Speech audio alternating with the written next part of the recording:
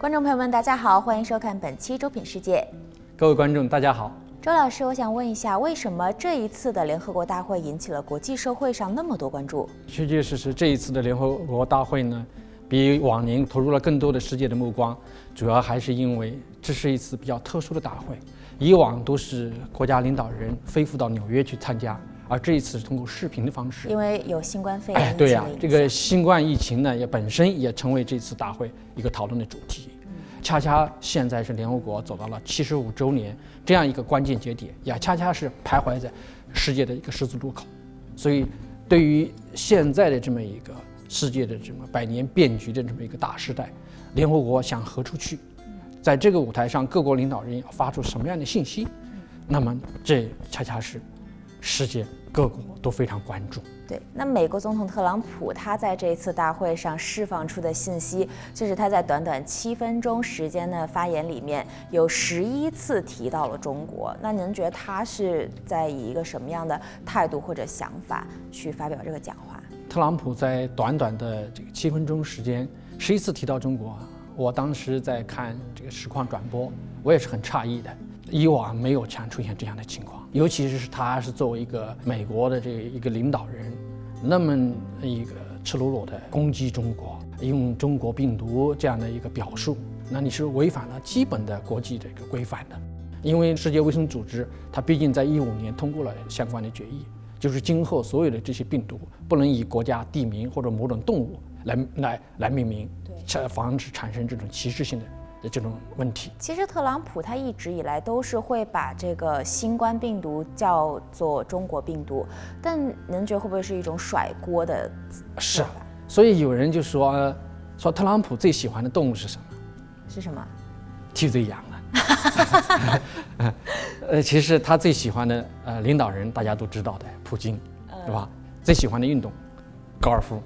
就是在疫情处于高峰状态的时候，他也要抽空去放松一下，成为整个美国媒体这种攻击的一个焦点。但是找替罪羊，恰恰是他这一段时间以来，特别是在疫情防范不利的情况下，那么怎么样去转移焦点，就是要找替罪羊。恰恰中国是他这一段时间来成为甩锅的一个主要的对象。这个锅呢甩了，能不能甩出去？我觉得是一个很大疑问的，因为特朗普本身自己就是抗疫不力啊。是啊，你像我们别的例子不要说，实际上在1月21号那一天，是韩国和美国同时宣布他们发现了第一例的新冠病毒。但是你说这两个国家都同一天发现了，到9月26号为止，韩国的死亡人数也就395例。而美国已经超过了20万例，但是全球死于新冠病毒的人数也才差不多是100万左右，美国是占到了它1/5，差不多。所以你想想看，这一页，像特朗普他一直想翻过去，但是我觉得这一页他翻不过去的。那么这样的话，他必须要找到一个替罪羊，而中国恰恰是这个替罪羊。但是你说，在联合国大会上用中国病毒来讲，这是带有侮辱性质的。你这个就是完全是在散布政治病毒，这个病毒要比这个新冠病毒对世界造成的这种危害要更大。另外一个，到底这个病毒是不是起源于中国？这不是一个政治家们或者说政客们在讨论的问题，应该交给科学。实际上，你看看这几个月来，新冠病毒的溯源工作上面一直没有停步。前一段时间都看到了，像西班牙发现了污水管道里面提取的物质里面发现了这个新冠病毒，这样的话他就把这个时间线就往前溯，找到了2019年3月份他们当时留下的这个污水的标本，早了快1年了，在那里面提取了新冠病毒的样本，发现了。然后我们再看看，除了西班牙以外，你看日本在溯源工作上也是有进展的。你比如说在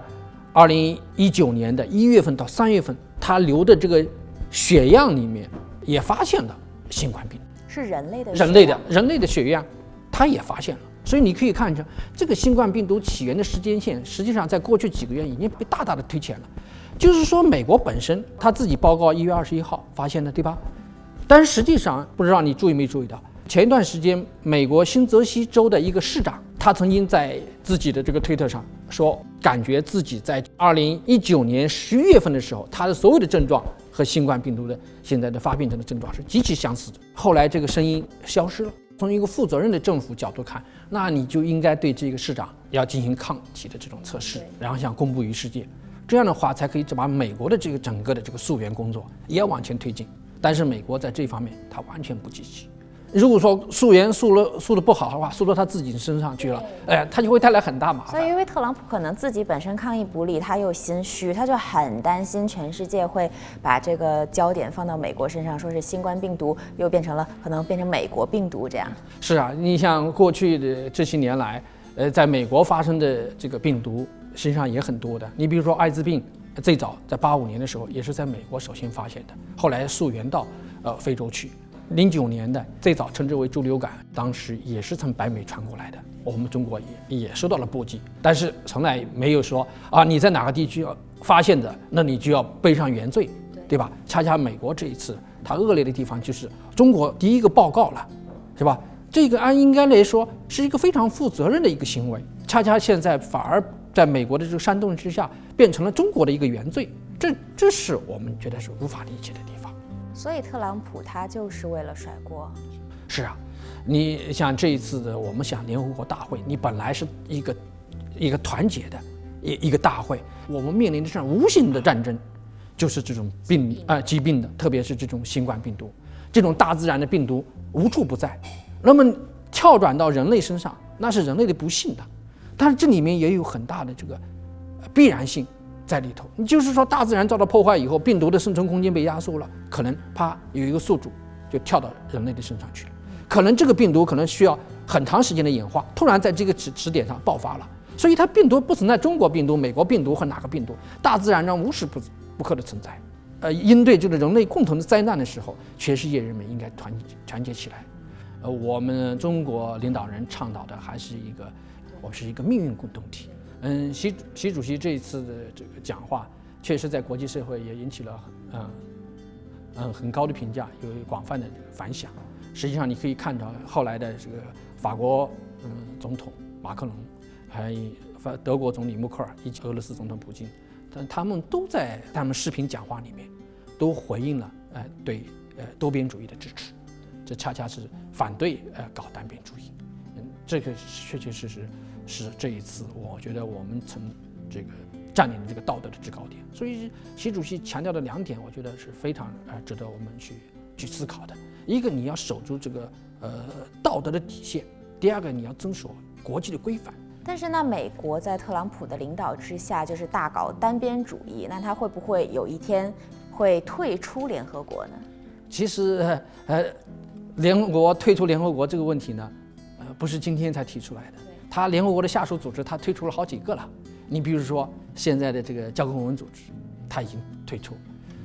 现在的这个联合国的下属的这个世界卫生组织，他也在宣布退出。所以将来如果特朗普继续执政4年，弄不好他是有可能退出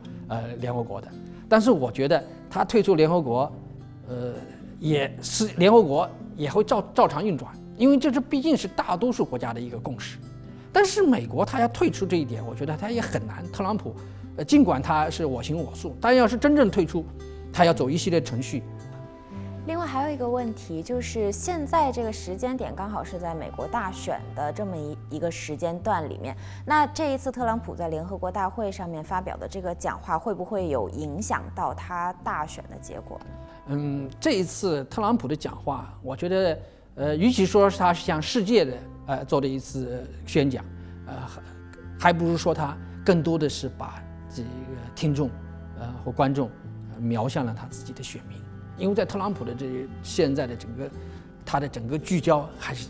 这个大选的，是吧？他这样的话甩锅，确确实实有一部分人愿意相信，是吧？把自己的这个抗疫不力的责任甩给中国，甩给世界卫生组织，确确实实他能达到一定的效果。所以有些人的评论就是说，他15分钟给他15分钟时间，他为什么就讲了7分半钟时间呢？就是这个7分半钟时间。在现代这个互联网的社会里面，这么一个7分多钟的片子是最容易传播的，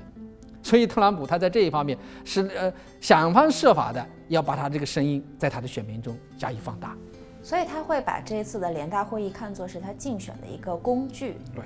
恰恰是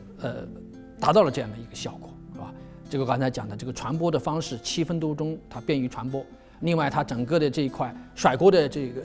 个做法，也是能够满足它的这个基本盘的这个需要的。